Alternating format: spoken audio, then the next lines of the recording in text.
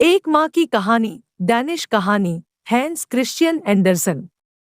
माँ छोटे बच्चे के पास बैठी थी। वह बहुत उदास थी और डर रही थी कि कहीं मन न जाए। उसका नन्हा चेहरा पीला पड़ गया था और आंखें बंद थी। बच्चा कठिनाई से सांस ले पा रहा था। कभी इतनी गहरी सांस लेता था जैसे वह आहें भर रहा हो। तब माँ पहले से और अधिक उदास हो जाती थी। दरवाजे पर दस्तक हुई और विनीत बूढ़ा आदमी अपने को किसी चीज में लपेटे अंदर आया।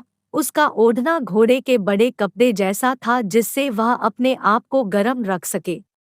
उसे इसकी जरूरत थी क्योंकि शरद ऋतु थी। बाहर हर वस्तु बर्फ से ढकी हुई थी और हवा इतनी तेज चल रही थी कि चेहरा कट रहा था। बूढ़ा सर्दी से कांप रहा था। क्षण भर के लिए बच्चा शांत हो गया तो माँ अंदर गई और उसके लिए थोड़ी बियर छोटे बर्तन में गर्म करने के लिए स्टोव पर रख दी। बूढ़ा आदमी बैठ गया और झुला झुलाने लगा तथा माँ पुरानी कुर्सी पर उसके पास बैठ गई और बच्चे को देखने लगी जिसे सांस लेने में भी पीड़ा हो रही थी। इसने उसका नन्हा हाथ थाम लिया।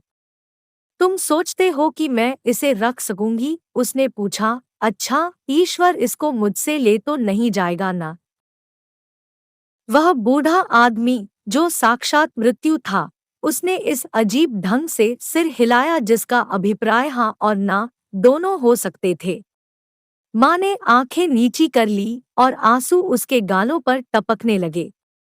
उसका सिर भारी हो गया क्योंकि 3 दिन और 3 रात वह अपनी आंखें बंद नहीं कर पाई थी और अब वह एक क्षण के लिए सोई थी।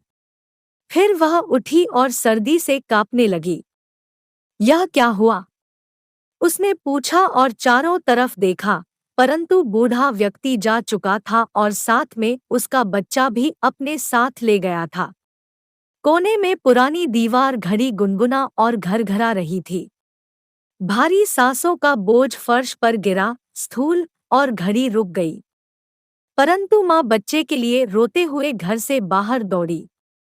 बाहर एक औरत बर्फ में काले कपड़े पहने बैठी थी। उसने कहा, मृत्यु तुम्हारे साथ कमरे में थी। मैंने उसे तुम्हारे बच्चे के साथ जल्दी से जाते हुए देखा था। वह हवा से भी तेज कदम भर रही थी। जिसे वह एक बार ले जाती है, फिर उसे कभी नहीं लौटाती। वह गई किस तरफ है? मुझे इतना बता दो। माँ ने पूछा। मुझे रास्ता बता दो, मैं उसे ढूंढ लूंगी। आज के लिए इतना ही और पार्ट 2 सुनने के लिए चैनल को सब्सक्राइब कीजिए।